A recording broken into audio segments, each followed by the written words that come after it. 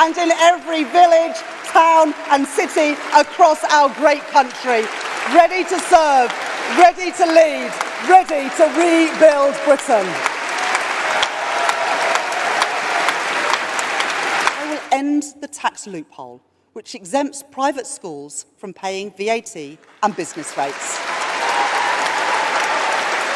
And Conference, we will put that money into helping the 93% of our children who are in our state schools.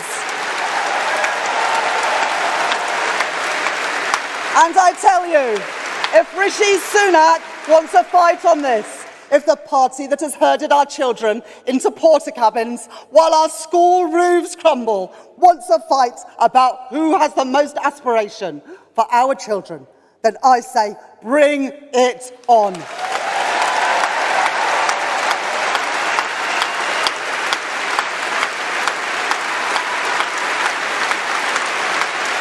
Conference, we are ready to serve, ready to lead, and ready to rebuild Britain. Do you and your family feel better off than you did 13 years ago? Do our schools, our hospitals, our police work better than they did 13 years ago? Frankly, is there anything in Britain that works better than when the Conservatives came to office 13 years ago? Growth weak, wages flat, taxes up, the price of energy up, the price of the family food shop up. When you play fast and loose with the public finances, you put at risk family finances. When the prices of food and energy and housing soar, it is working people that pay that price. The single biggest obstacle to building infrastructure, to investment and to growth in this country is the Conservative Party itself. That is why you can never trust the Tories with our economy ever again. Too many children growing up in poverty, of too many parents skipping meals, of too many people waiting by the phone to find out whether they have work that day or not. So, as Angela Rayner set out yesterday, the next Labour government will offer a new deal for working people. 0-hour contracts banned, fire and rehire gone, sick pay strengthened and basic rights from day one. And Conference, it was the last Labour government which finally delivered on the promise of Keir Hardie to implement a national minimum wage. The fight against poverty pay has always been at the very heart of our movement, and so the next Labour government will go further. Not a rebrand of the minimum wage like the Tories, but for the first time, a minimum wage taking account of the real cost of living. Finally, Conference, with Labour we will have a genuine living wage.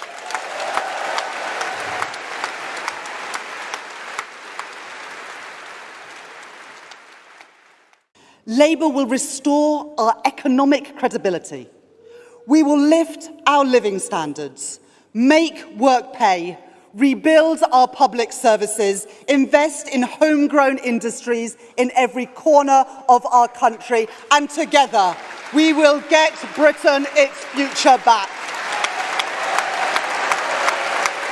I remember my mum would sit around the kitchen table with her bank statements and her receipts.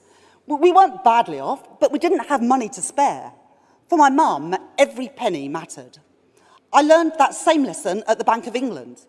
Responsibility must always come first. But the Tories have piled 25 tax rises on ordinary working people and businesses, while allowing the wealthiest to avoid taxes, keeping loopholes open, and letting government waste spiral. Taxpayers' money should be spent with the same care with which we spend our own money. Be in no doubt, the biggest risk to Britain's economy is 5 more years of the Conservative Party. I can announce today that we will appoint a COVID corruption commissioner, supported by a hit squad of investigators, equipped with the powers they need and the mandate to do whatever it takes to claw back the money that has ripped off the taxpayer, to to take the fraudsters to court and to get back every penny of taxpayers' money that they can. Because, conference, that money belongs in our NHS, it belongs in our police, it belongs in our school. And let me tell you, we want that money back. We are ready to serve, we are ready to lead. Conference, we are ready to rebuild Britain. Hard choices, but Labour choices. The choice to back our high streets and small businesses by requiring online tech giants to pay their fair share. That wealth does not just trickle down from a few at the top, but rests on the contribution of the many, on the skill and dedication of those who work in our everyday economy. Care workers, postal workers, supermarket workers, and on entrepreneurs, innovators and scientists. Growth from the bottom up and the middle out. An economy rebuilt in the interests of working people. Like the mum that I met in Scarborough earlier this year. A mental health nurse who had moved back home with her mum for 5 years with her young family to save the deposit to buy a home of her own.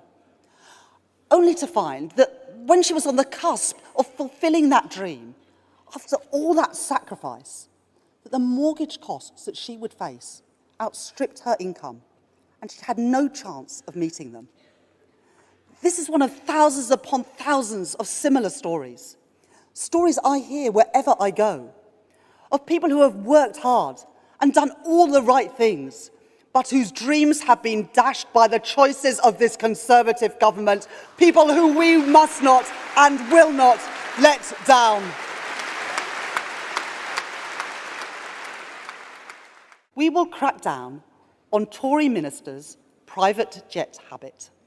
I will not tolerate taxpayers' money being treated with the disrespect we have seen over recent years. I will not turn a blind eye to dither, delay and incompetence. I will hold those responsible to account. I will demand action when they are not delivering value for money. Never again will we allow a repeat of the devastation that Liz Truss and the Tory party have inflicted upon family finances. Never again will a Prime Minister or Chancellor be allowed to rush through plans that are uncosted, unscrutinised and wholly detached from economic reality. We will protect the independence of the bank, the Office for Budget Responsibility and our civil service. And as Chancellor, I will put forward a new Charter for Budget Responsibility, a new fiscal lock guaranteeing in law that any government making permanent and significant tax and spending changes will be subject to an independent forecast from the Office for Budget Responsibility. If you make your home in Britain, you should pay your taxes here too, and with Labour, you will. Be in no doubt, no matter what political games the Tories are willing to play over our energy transition, no matter how willing they are to ignore the warnings of businesses, investors and trade unions, no matter how many times they put short-term political calculation over the security and the prosperity of the British people, Labour will make the long-term decisions and invest in British industry, driving down bills and creating new jobs. If I were in the Treasury, I would have been on the phone to the Chief Executive of HS2 non-stop, demanding answers and solutions on behalf of taxpayers, businesses and commuters. Rocketing interest rates have dealt a hammer blow to the dreams of millions of people who want to own their own home, when already that dream was far too remote for far too many people. It is not right that while so many people are struggling, many homes are bought by overseas buyers who may own a property but leave it vacant, driving up prices while families and young people are desperate to get onto the housing ladder. So because 1 year ago, Keir Starmer set out the ambition for the next Labour government to make 70% of British households homeowners, because a house should be first a home and not an asset. And because, conference, it is time we built the homes our young people need. We will raise the stamp duty surcharge on overseas buyers to get Britain building. Conference, Labour is the party of the builders, not the blockers. Labour is the party of economic growth. And it is now beyond doubt, it is Labour that is the party of home ownership in Britain today. Conference, the choice at the next election is this: 5 more years of the Tory chaos and uncertainty, which has left working people worse off, or a changed Labour Party, offering stability, investment and economic security so that working people are better off. It falls to us to show that Labour are ready to serve, ready to lead and ready to rebuild Britain.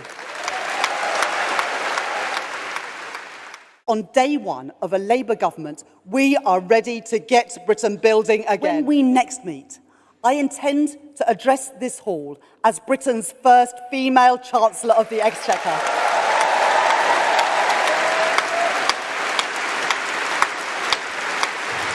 Join us in our mission to give Britain its future back, creating new jobs, driving down bills, reviving our high streets, rescuing our public services, more teachers in our schools, more police on our streets, more doctors and nurses in our hospitals, lifting families from poverty, achieving energy security and bringing growth back to Britain. We are here, ready to serve, ready to lead, and together we can and we will rebuild Britain.